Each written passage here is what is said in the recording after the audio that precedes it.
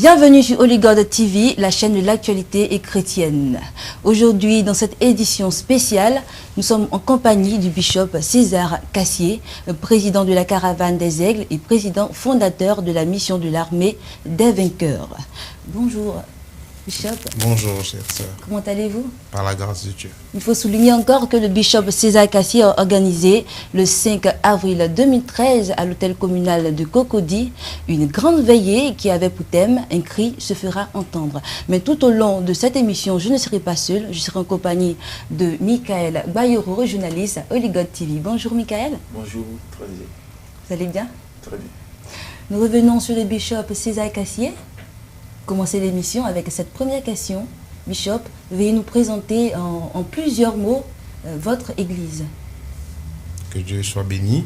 En fait, l'église, c'est la mission de l'armée des vainqueurs. Une église aujourd'hui qui est dans sa 9e année d'existence, qui a été fondée fin 2003, début 2004, sous inspiration du Seigneur. Et véritablement, cette église a pris forme par rapport à la Caravane des Aigles, qui est un ministère d'évangélisation. Et dans nos évangélisations, nous avons eu des problèmes. Les problèmes que nous avions eus, c'était le fait que nous arrivions à avoir des fidèles, mais qui ne voulaient pas se détacher de l'homme de Dieu, de sa vision, qui voulaient rester connectés. Donc il fallait trouver un espace pour pouvoir recueillir tous ces enfants de Dieu, et puis effectivement les conduire dans la voie, effectivement les encadrer. Et c'est en ce sens que la mission de l'armée des vainqueurs a vu le jour. Et quelle est la vision sur laquelle repose votre église? Oui, la première des visions est celle d'une église normale selon Jésus-Christ, d'annoncer la parole de Dieu et de convertir les âmes, de dépeupler l'enfer. Bonjour, serviteur de Dieu. Bonjour, cher frère. Dans vos énoncés, vous disiez que vous voulez dépeupler le monde de l'enfer. Quelles sont les actions que vous menez dans ce cadre-là pour dépeupler, pour retirer des âmes à l'ennemi? Effectivement, ce que nous avons déjà engagé comme action n'est pas contraire ou n'est pas déjà loin des actions qui avaient été posées par les premiers disciples. C'est l'évangélisation. Nous avons vu Pierre, nous avons vu les disciples annoncer l'évangile, faire des croisades. Nous avons vu même Pierre qui a converti plus de 3000 personnes au travers d'une évangélisation. Donc les évangélisations de masse est aussi l'une des méthodes que nous utilisons pour faire passer le message. Et véritablement depuis pratiquement 14 années de ministère avec la Caravane des Aigles, nous arrivons véritablement aujourd'hui à avoir notre actif, en tout cas de nombreux programmes.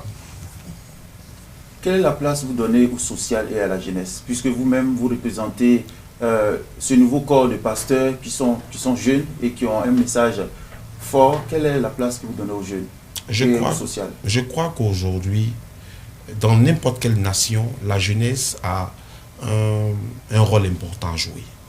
Et nous croyons qu'aujourd'hui, dans le corps de Christ, Dieu a suscité des jeunes serviteurs de Dieu. Aujourd'hui, quand vous voyez des leaders, c'est des jeunes serviteurs de Dieu remplis de charisme et aujourd'hui avec une nouvelle vision. Nous croyons que la vision qu'a annoncée Jésus-Christ n'a pas changé, mais il faut pouvoir apporter des choses. Faire ce que Jésus-Christ nous demande dans dans le fond. Parce que nous avons vu effectivement Jésus-Christ annoncer la parole, enseigner dans le temple, guérir les malades. Nous avons tous lu cela dans la Bible. Mais nous ne pouvons pas aussi sauter l'étape de la multiplication des pains, qui a servi à nourrir la foule. Donc aujourd'hui, l'Église doit pouvoir enseigner, doit pouvoir démontrer la puissance de Dieu, mais doit pouvoir donner aussi à des personnes, à des démunis, à des affamés. Et c'est ce qui fait notre force aujourd'hui. Nous essayons de faire, tant bien que mal, cette action de Jésus-Christ par le social. J'ai lu certains articles qui datent de maintenant de quelques années où on vous titille un peu sur votre jeune âge. Et vous avez réagi tout à l'heure. Dans la Bible, il y a David, il y a plusieurs hommes de Dieu comme Samuel. Quel est le message que vous pouvez lancer à la jeunesse, à ces hommes de Dieu qui sont minimisés à cause de leur âge? Non, aujourd'hui, le problème, c'est que véritablement, le choix de Dieu est le choix de Dieu. Aujourd'hui, je me rappelle bien de l'article que vous lisez, il y a vraiment des années aussi en arrière. Mais n'empêche qu'en ce temps-là, véritablement, ils étaient étonnés de voir un jeune qui arrivait véritablement à aimer Dieu à un niveau de pouvoir faire des grandes évangélisations de masse pour le Seigneur. Nous voulons dire que la prophétie de Joël 2,28 n'a pas monté. Dans les derniers temps, il y aura des jeunes avec du charisme qui viendront révéler la véritable personnalité de Christ par sa puissance. Et nous sommes en train de le faire, nous le faisons et nous continuerons de le faire par la grâce de Dieu. Je suis tellement ébahie par par les dires du bishop.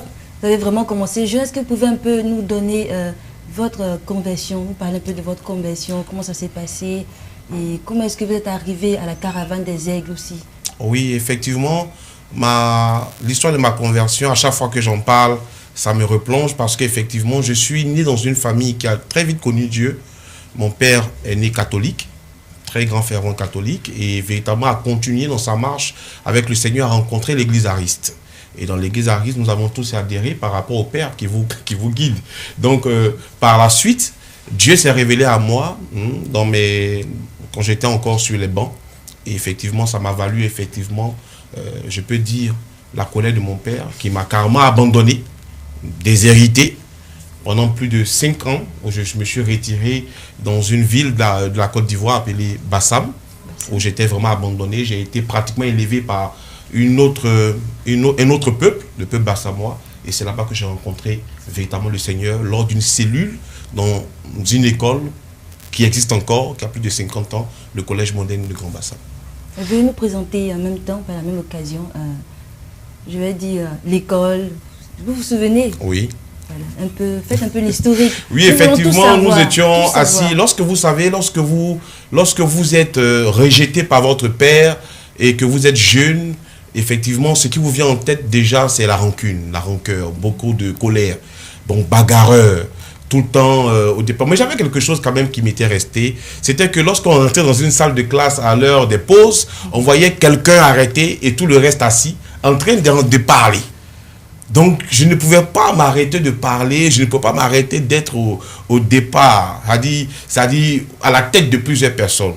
Même étant dans le monde, j'ai été à la tête de plusieurs personnes comme un leader. J'ai toujours été un leader depuis mon jeune âge jusqu'à aujourd'hui. Et c'est en ce temps-là, à Bassam, que la rencontre s'est faite avec le Seigneur. Véritablement, j'ai rencontré un frère, aujourd'hui que j'ai perdu de vue, qui m'a annoncé l'évangile, qui m'a dit véritablement que tout ce que tu fais, tout ce que j'entends de toi, cette erreur que tu as à l'école, cette manière de pouvoir frimer, être à la tête de tout ce qui est mauvais, laisse-moi te dire que Jésus-Christ a un plan pour toi. Mais la parole de ce frère m'a persécuté toute la nuit jusqu'au matin.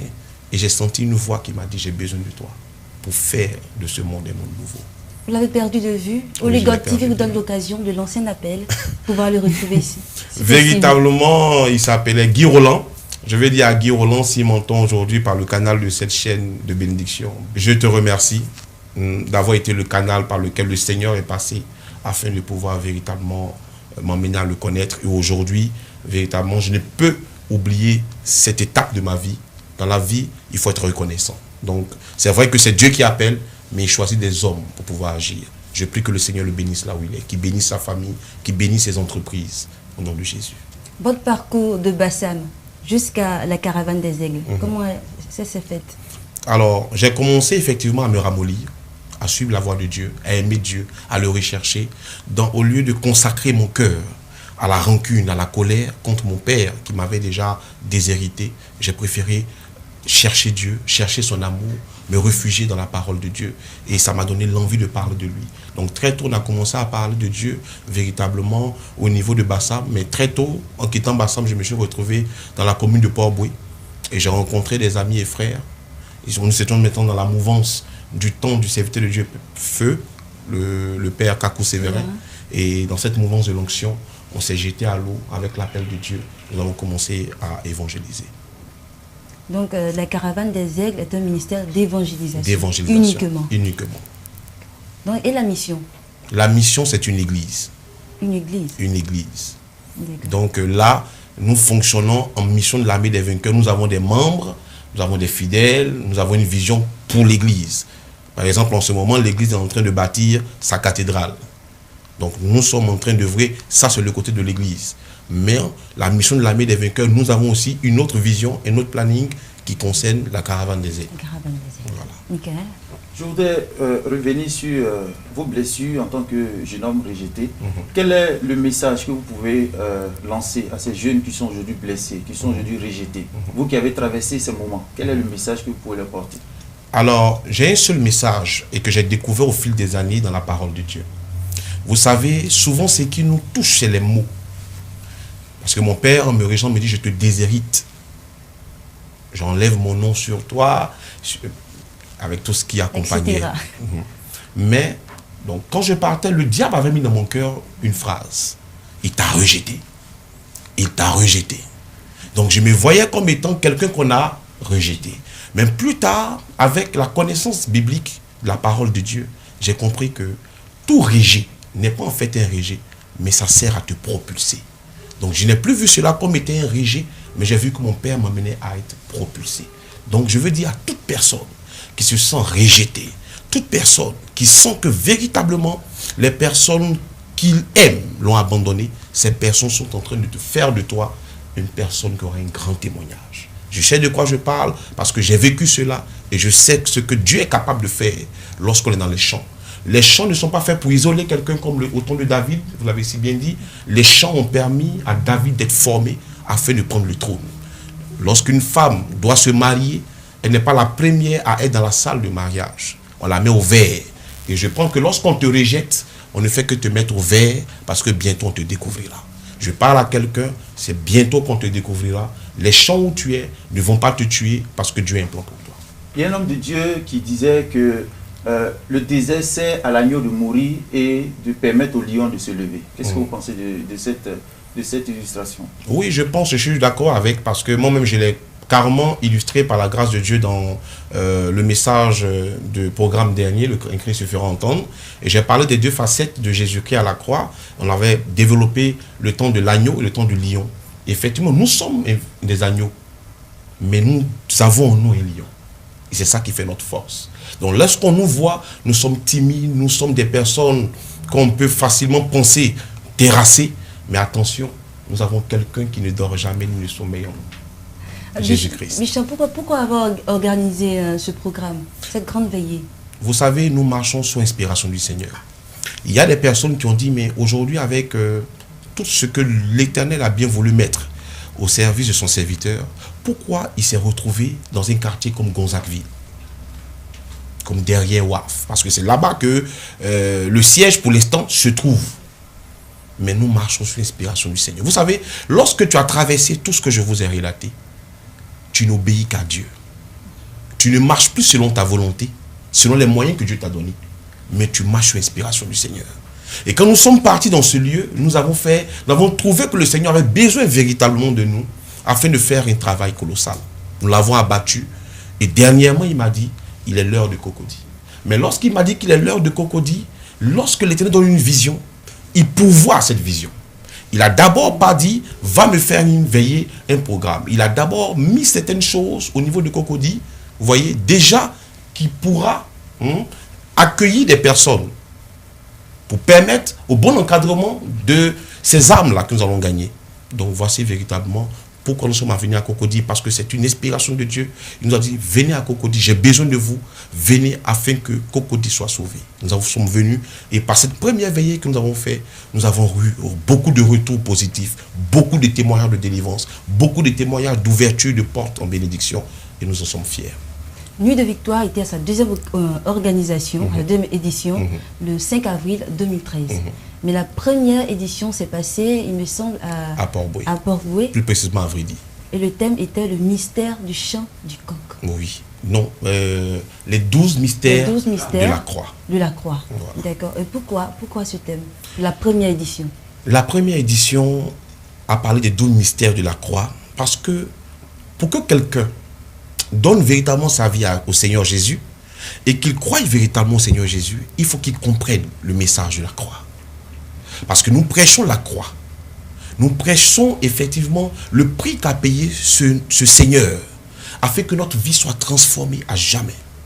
Et si nous ne connaissons pas et nous ne ressentons pas cette douleur qu'il a ressentie pour nos péchés, pour la racine de nos péchés, nous ne pouvons pas effectivement le suivre.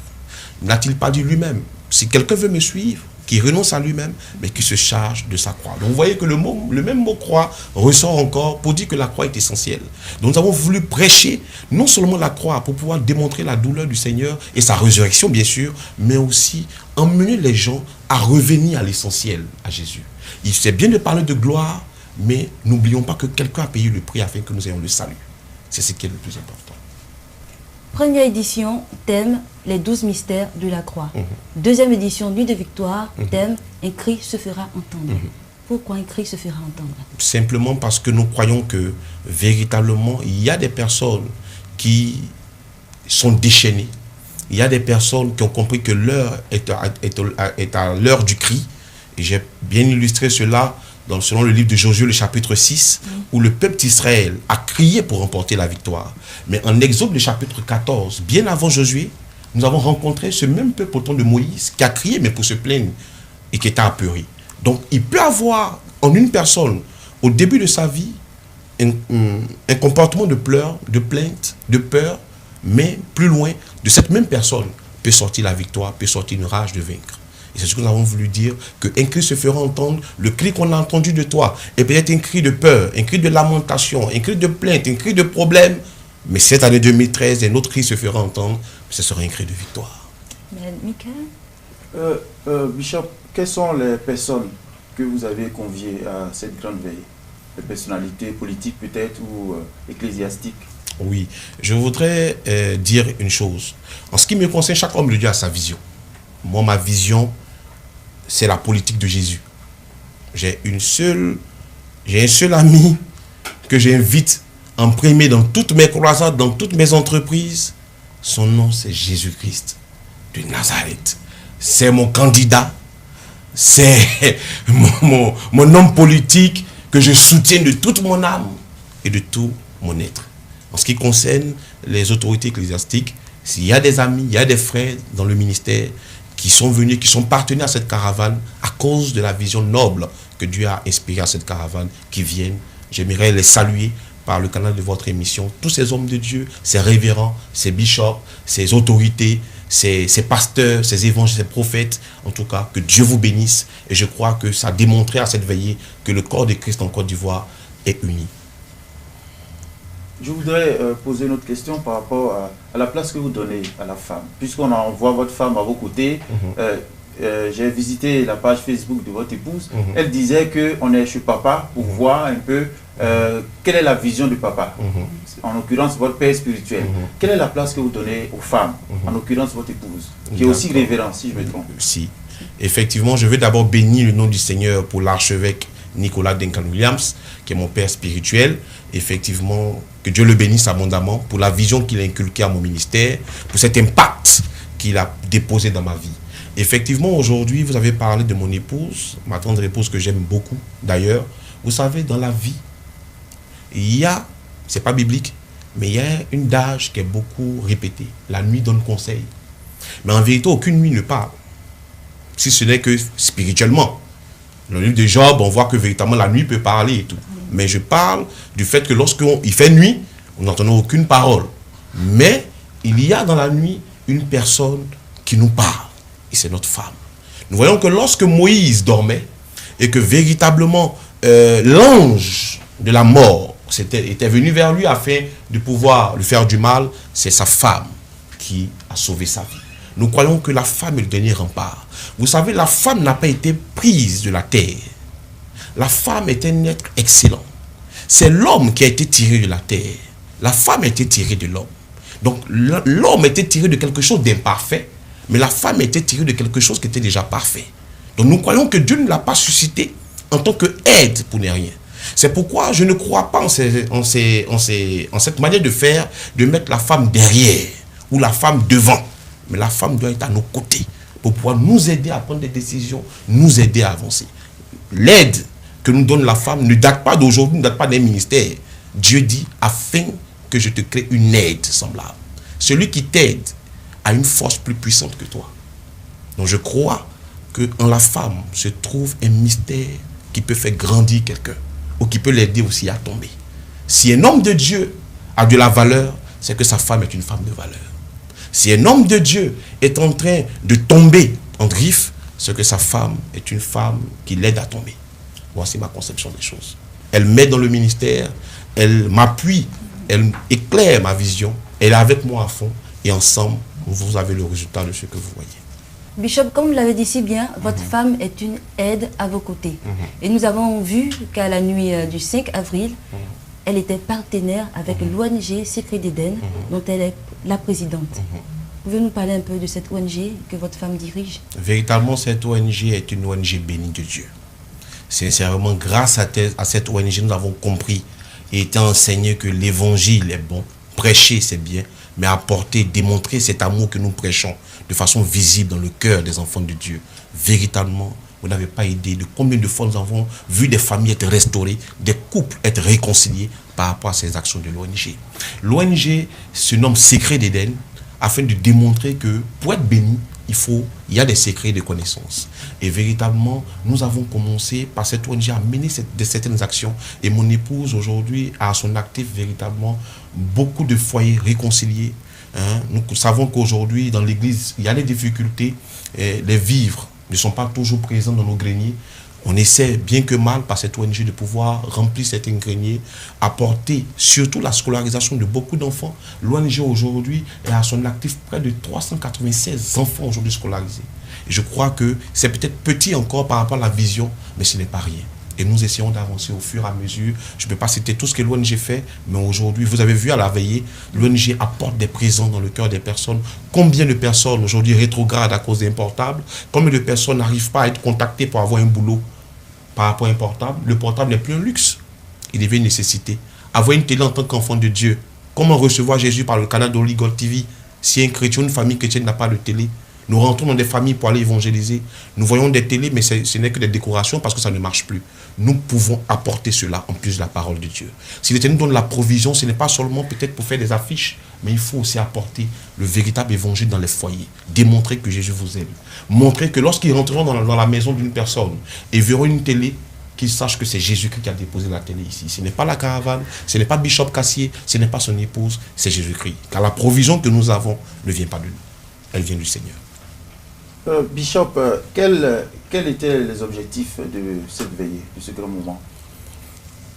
L'objectif de ce moment de prière que nous avons organisé était d'abord de ramener les chrétiens à la prière. Vous voyez, aujourd'hui, il y a beaucoup de veillées où nous manquons de prière, nous manquons de déclarations. Nous avons voulu véritablement cette année 2013 procéder cette année par des déclarations, par des prières, emmener les enfants de Dieu à rentrer en profondeur, créer un espace prophétique où eux-mêmes vont pouvoir effectivement faire tomber les hommes forts de leur vie et remporter la victoire. Nous avons aussi fait cette veillée pour avoir des âmes pour le Seigneur, apporter des âmes à la maison de Dieu, sauver des âmes, délivrer certaines âmes de la sorcellerie, délivrer certaines âmes de l'oppression maléfique. Et nous avons réussi bien que mal à le faire et nous croyons que c'est avec la puissance de Dieu que nous l'avons fait.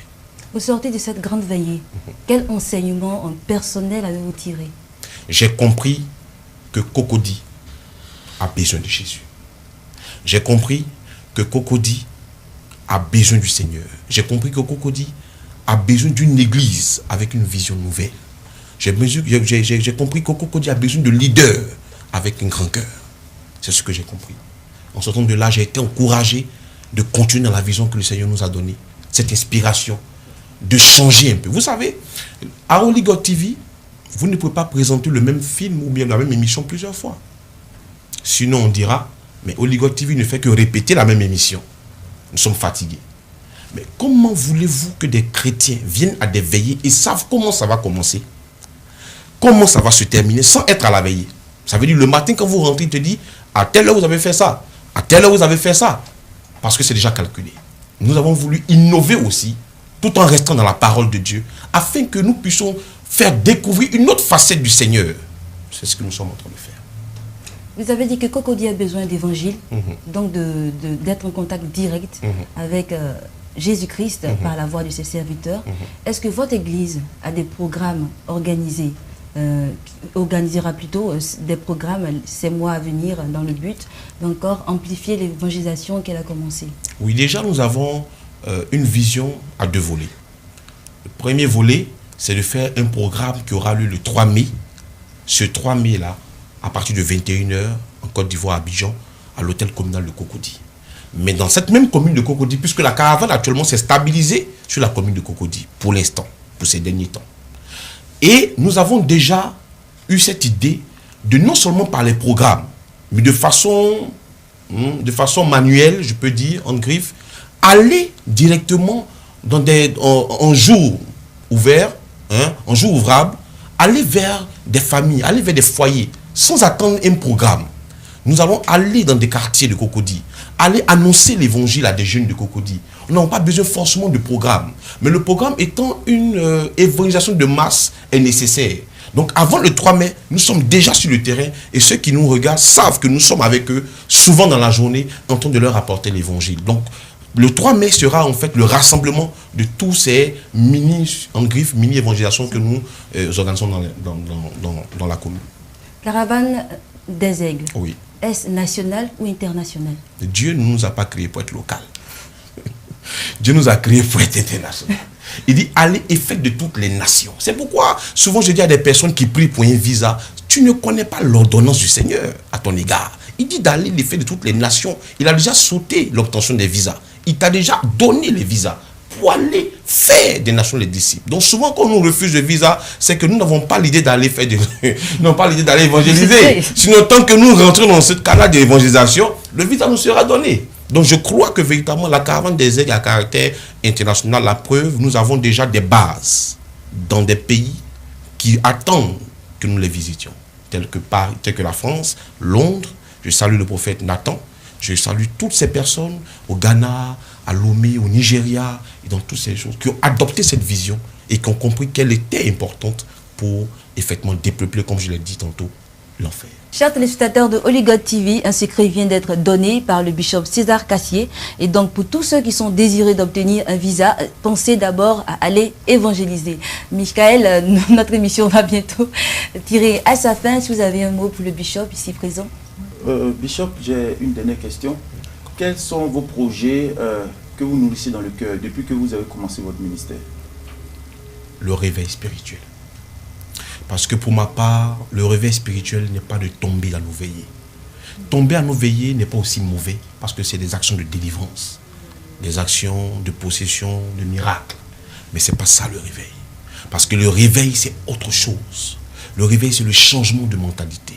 Le réveil, c'est quand des enfants de Dieu posséderont des universités. Les enfants de Dieu seront la tête des banques. On pourra alors embaucher des fidèles. Où des pasteurs seront des exemples de bénédiction, matérielle comme spirituelle. Voici le réveil spirituel. Au Nigeria, ils sont en train de le connaître. Au Ghana, ils sont en train de le connaître. En Côte d'Ivoire, c'est mon rêve.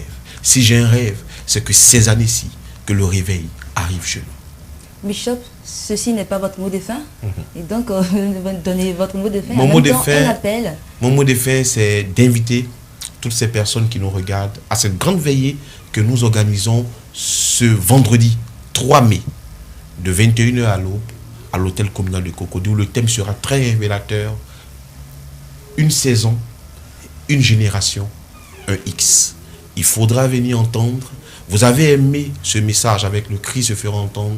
Venez entendre encore, parce que le bishop a à vous dire, mais ce dont Dieu a inspiré l'homme de Dieu afin de vous communiquer. Une saison, une génération, un X, parce que nous croyons que c'est la saison de quelqu'un. Mon mot de fin, c'est pour dire à quelqu'un que Jésus-Christ a la meilleure part. Celui qui n'a pas Jésus-Christ est malade. Même s'il n'est pas à l'hôpital ni hospitalisé, il est malade. C'est pourquoi je veux dire à quelqu'un qui n'a pas Jésus-Christ, c'est le moment par ce canal, c'est le moment de choisir, de l'accepter comme Seigneur et Sauveur, parce qu'il peut transformer votre vie. Je suis un témoignage vivant. Michael, c'était... Il n'y a pas grand-chose à ajouter.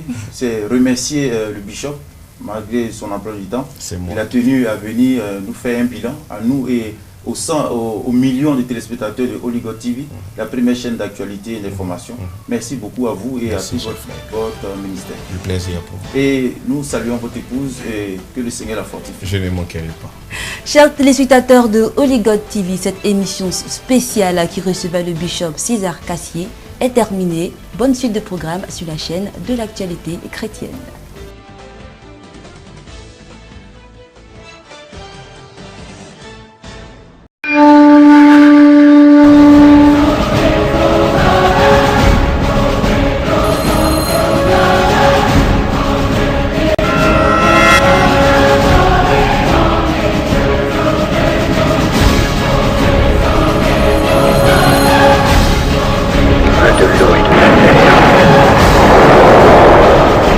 Liberté de la croix.